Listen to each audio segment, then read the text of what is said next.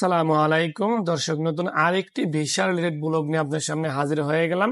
আশা করি যে যেখান থেকে দেখছেন সুস্থ আছেন, ভালো আছেন এবং নিরাপদে আছেন। মেডিকেলে ভিসা প্রত্যাশীদের জন্য একটি দুঃসংবাদ এবং নতুন একটি নিয়ম কিন্তু চালু হয়ে গেল। সেই বিষয়টি আপনাদেরকে জানানোর জন্য নতুন আরেকটি ভিডিও নিয়ে গেলে আপনার সামনে হাজির হয়ে গেলাম। আমার ভিডিওটি যারা নতুন দেখবেন অবশ্যই চ্যানেলটি সাবস্ক্রাইব করবেন, একটি কমেন্টস করবেন, একটি লাইক করে পাশে থাকবেন। যাদের ভিসা সম্পর্কে আরো কোনো তথ্য জানার আছে, আমার ডেসক্রিপশন বক্সে ফেসবুকের লিঙ্ক দেওয়া থাকবে, সেখানে আপনারা যোগাযোগ করতে পারেন। আমি চেষ্টা করব যথাসময় আপনাদেরকে উত্তর দেওয়ার জন্য। তো এই মুহূর্তে কিন্তু ভারত পাকিস্তান যুদ্ধের কারণে কিন্তু ভিসা প্রত্যাশীদের জন্য একটি দুঃসংবাদ, সেটি আমি ভিডিওর মাঝখানে আপনাদেরকে বলে দেব।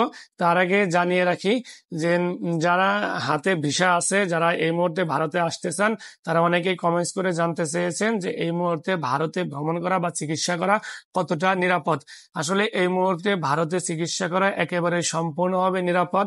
আমি গত 4 তারিখে তামিলনাড়ুর দক্ষিণ ভারতের ভেলোর শহরে এসেছি। আমি সিএমসি হসপিটালে ট্রিটমেন্টের জন্য এসেছি। এখানে কিন্তু আমাদের কোনো ধরনের কোনো সমস্যা হয়নি। আমি সহ আরো অনেক বাঙালি কিন্তু এখানে বর্তমানে ট্রিটমেন্ট নিচ্ছে।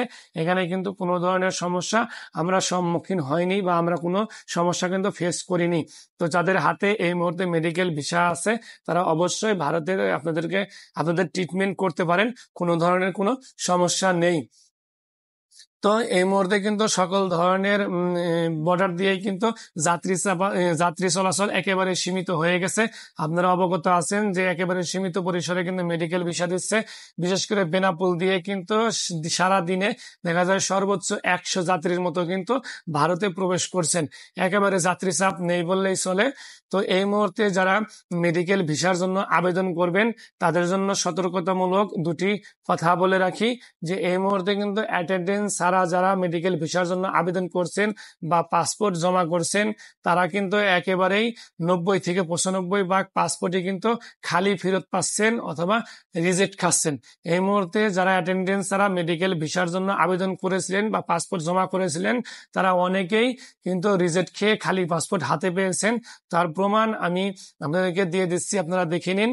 আমাকে কিন্তু অনেকেই মেসেঞ্জারে যোগাযোগ করে বলেছেন, ভাই আমি এই মুহূর্তে রিজেক্ট খেয়েছি, আমাকে কোনো পাসপোর্টে ভিসা দেয়নি। পরে আমি জিজ্ঞাসা করেছিলাম, তারা বেশিরভাগই কিন্তু আপনার অ্যাটেন্ডেন্স ছাড়া পাসপোর্ট জমা করেছিল ভিসার জন্য। তা যারা অরিজিনাল রোগী আছেন, তাদেরকে আমি অবশ্যই বলবো আপনারা একজন অ্যাটেন্ডেন্স যুক্ত করে তারপরে কিন্তু পাসপোর্টটি জমা করবেন অথবা ফাইলটি হাই কমিশনে জমা করবেন।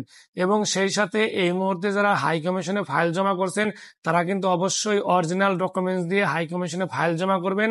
মেডিকেল ভিসার জন্য যারা ফাইল জমা করছেন, তাদের কিন্তু ইন্টারভিউর জন্য কিন্তু ইন্ডিয়ান হাই কমিশন থেকে কিন্তু ফোন দিয়ে ডাকা হচ্ছে এবং সেই ডকুমেন্টস অরিজিনাল সহ তাদেরকে কিন্তু নিয়ে যেয়ে ইন্ডিয়ান হাই কমিশন কিন্তু তাদেরকে একটি ইন্টারভিউ নিচ্ছে। সেই ইন্টারভিউ যদি আপনি উত্তীর্ণ হন, তবেই কিন্তু আপনাকে যমুনা ভিসা সেন্টারে কিন্তু পাসপোর্ট সহ জমা করার জন্য বলা হচ্ছে। অনেকে আমাকে প্রশ্ন করেছেন যে অ্যাটেন্ডেন্স ব্লাড কানেকশন দিলে ভালো হয় না ব্লাড কানেকশনের বাইরে দিলে ভালো হয়। এই মুহূর্তে ব্লাড কানেকশন অ্যাটেন্ডেন্স দিলে সবচাইতে ভালো। ইন্ডিয়ান হাই কমিশন দেখছে যে কারা ব্লাড কানেকশনের ভিতরে অ্যাটেন্ডেন্স দিচ্ছে আর কারা ব্লাড কানেকশনের বাইরে অ্যাটেন্ডেন্স দিচ্ছে। যারা ব্লাড কানেকশনের ভিতরে অ্যাটেন্ডেন্স দিচ্ছেন, তাদের ভিসা পাওয়ার সম্ভাবনা সবচাইতে বেশি। আর যারা ব্লাড কানেকশনের বাইরে আপনারা অ্যাটেন্ডেন্স দিয়ে ভিসা ফর্ম পূরণ করে জমা দিচ্ছেন বা পাসপোর্ট জমা করছেন, তারাও কিন্তু অনেকেই রিজেক্ট খেয়েছেন। তো এই মুহূর্তে যেহেতু ভারত পাকিস্তানের ভিতরে এখনো উত্তেজনা রয়ে গেছে, তো ভারত সরকার এখন কিন্তু ভিসা ইস্যুতে অনেকটাই কিন্তু কঠোর হয়ে গিয়েছে।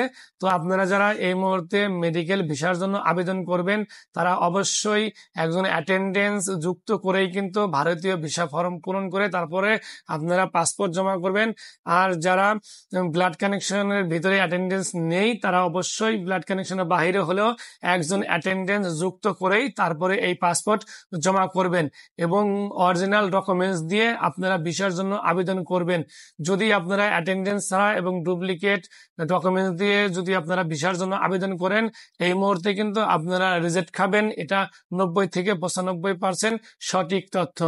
তো এই ভিডিওটি যারা দেখছেন, তারা অবশ্যই ভিডিওটি শেয়ার করে অন্যজনকে জানার জন্য সহায়তা করবেন এবং নতুন আরেকটি ভিডিও আসা পর্যন্ত সকলে ভালো থাকবেন। খোদা হাফেজ।